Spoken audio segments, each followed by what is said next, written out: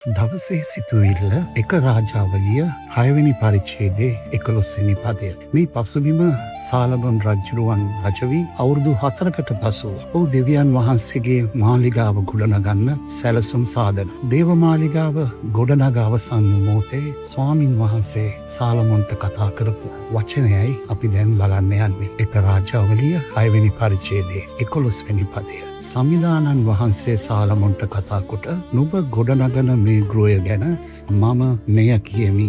නුඹ මාගේ නීති අනුව හැසිර මාගේ නියෝග ඉෂ්ට කර මාගේ පනත් පවත්වමින් ඒ ප්‍රකාර ඇසිරෙන්නේ නම් නුඹේ පියෝ දාවිද්ට මා කී මාගේ වචනය නුඹට ඉෂ්ට කරන්නෙමි. තවද මාගේ සෙනගවන ඊශ්‍රායල් අත්නෑර ඊශ්‍රායල් ජනයා අතරේ වාසය කරන්නමි වදාළසේක. ප්‍රිය මිතුරනි, අපට දකින්න තියෙන දේ තමයි දාවිත් රජුරවන්ට පොරොන්දුව සාලමොන් තුමන්ටත් දෙවියන් වහන්සේ මතක් කරලා දෙනවා.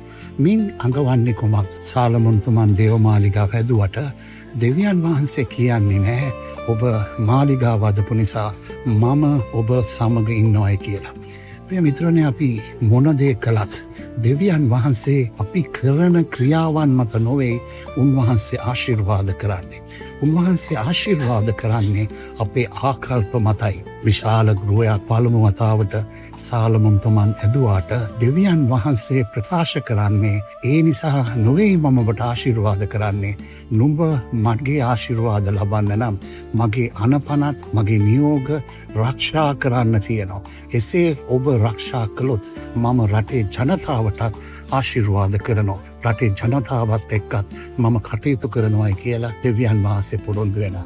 එමනම් අපි තේරුම් ගත යුතු දේ තමයි අපි දෙන දේවල් මත නෙවෙයි දෙවියන් වහන්සේ ආශිර්වාද කරන්නේ. සමහර විට අපි හිතන්න පුළුවන් අපි දසෙන් කොටස් දෙනවා, අපි පුද පූජාවන් දෙනවා, අපි ඉඩකඩම් දෙනවා, අපි රන් භාණ්ඩ දෙවියන් වහන්සේට පුද කරනවා. ඒ නිසා උන්වහන්සේ සතුටු වෙනවා ඇති කියලා. මිතුරනේ, මේ හැම දෙයක්ම මාපු දෙවියන් වහන්සේ අපිවත් මවලා තියෙන්නේ. එනිසා අපි දෙන දේවල් උන්වහන්සේට වටින්නේ නෑ. උන්වහන්සේට වටින්නේ අපි උන්වහන්සේට දක්වන සෙනෙහසයි, උන්වහන්සේට දක්වන ගරුබියයි.